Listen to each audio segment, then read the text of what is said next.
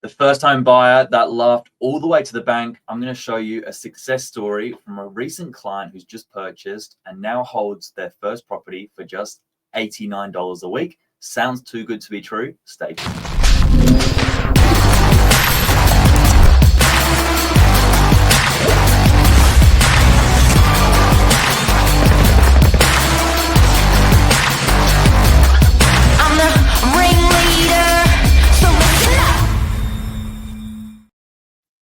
Morning, guys. Happy Monday. I'm not joined with my co-host today, Mark Novak, on my own, Billy Drury, but we're going to give you a success story for a recent first home buyer who's just purchased their first home from me, paid $629,100 for a studio here in DY.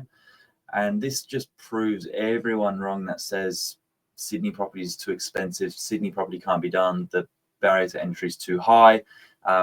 I'm so pleased to share this story because this first home buyer was very nervous, had a lot of help from dad. Not financial help per se, but I think he was certainly fighting in her corner. And, the client is only 23 years old. So an amazing story. So let's give you a bit of a look at what they've just purchased here in DY. A3065 Maramba Road is the address. It's a really cool little property because it's actually 62 square meters on title. It's 41 square meters internal, but at the moment it's a studio with no partitioning.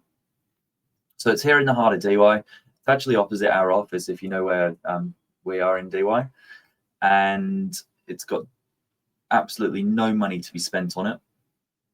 Kitchen and bathrooms immaculate. It's only about 8 years old, the building. It's got a big winter garden that's 8 square meters, so it's like an extra room where people use this as a dining space or a work from home space. Those glass louvers open and close, so you can either have it, closed up in winter for an extra room, or open in summer, put a day bed out there.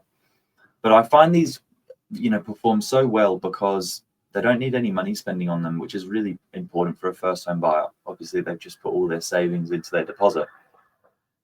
It's got lift access, it's got secure parking right out front of the lift, which was a good position. Nice common area. So this will rent really, really well. We've actually just rented it for the new owner for $650 per week. I'm going to break down the numbers for you now on what ownership looks like now that a tenant's moving in. But super livable as well. A great backup first property for someone that may move into it down the line. A quick sort of breakdown on how the campaign went. I'll zoom in there for you. I actually sold this property last year as well to the initial owners, where they bought it for a bolt hold in Sydney.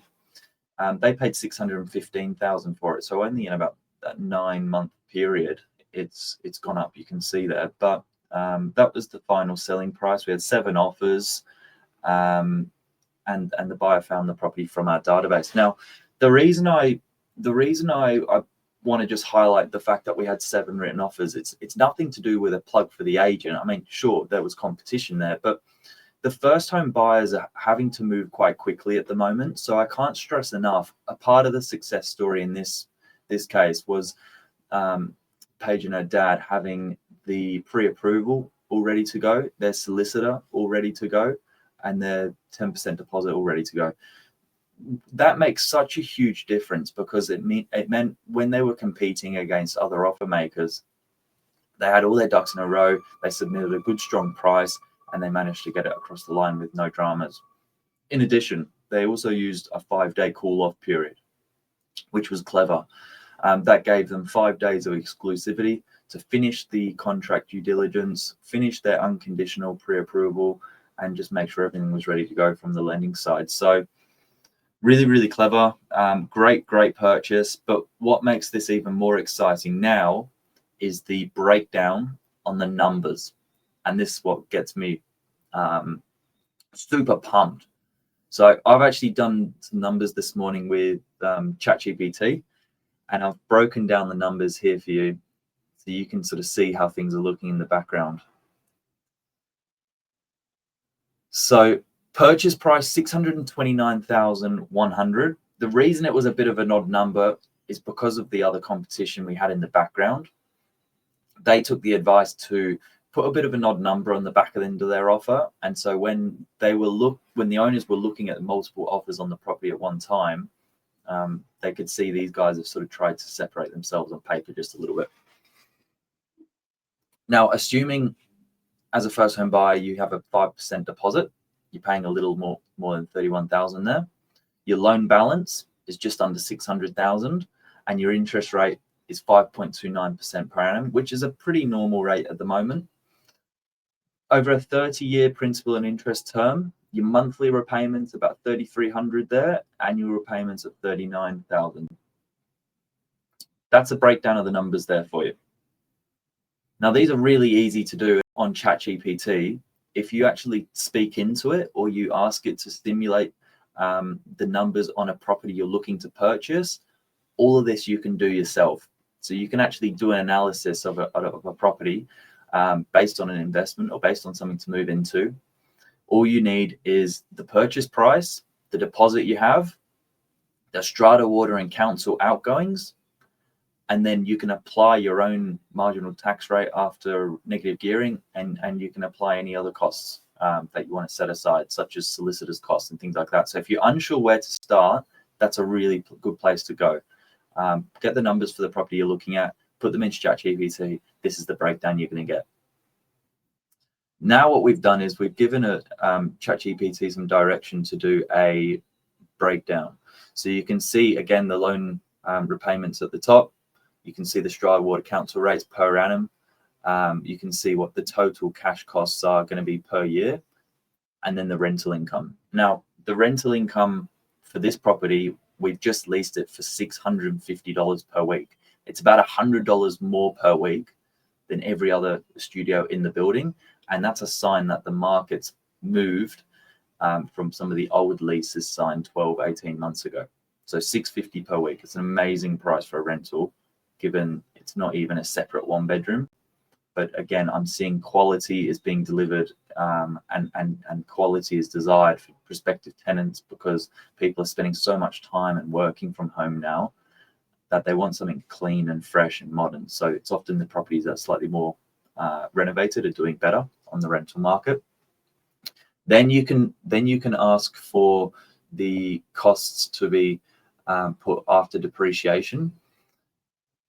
Now, we lose a little bit at the bottom there, but this will put it into perspective. The net cash loss is about $12,000 minus the tax benefit. You can own a property in DY for just $89 per week out of pocket. With depreciation, your holding costs, it's amazing. Drops from about $230 out of pocket to about $90 a week. So there you go, guys. Really, really good story. I'm delighted for Paige and her dad, Pat, who's just got this across the line. And if you need any help, certainly give me a call. I can help with finding you a property and help you step you through this process. Lisa just commented, first home buyer incentives kick in from the 1st of October. What we have been given news to is the Albanese government brought forward their initial plans to increase the 5% deposit scheme from upwards from $900,000 to $1.5 million. So you can expect now more buyers in that price point to be purchasing with 5% deposits. They've also removed the income caps, which is good. Let me get rid of this photo. They've also removed the income caps, to be eligible for that. So I think we're going to see a good, strong kick in the market now. But this is a really, really good, way to show, what first home buyers can buy and what they are doing. One bedrooms at the moment, to be honest, you don't find much less than $629 now. This is pretty much the entry level price point. I have seen clients buying, away from the northern beaches, even into areas like the lower North Shore, parts of Mossman, Neutral Bay, showing some really, really good value. But the blue chip suburbs, like DY, you might pay a little bit more for them initially, but the capital growth there is sustainable. You can see 15,000 in a year, not even a year from when the last owner bought the exact same property we're talking about here. And the rental side of it is important. This property rented in a week and a half for $650 per week, and that now sets the first home buyer, the owner, up for a really good mortgage repayment. So great success story. If you need any help looking to buy in DY, give me a call. Love to help, and have a great Monday.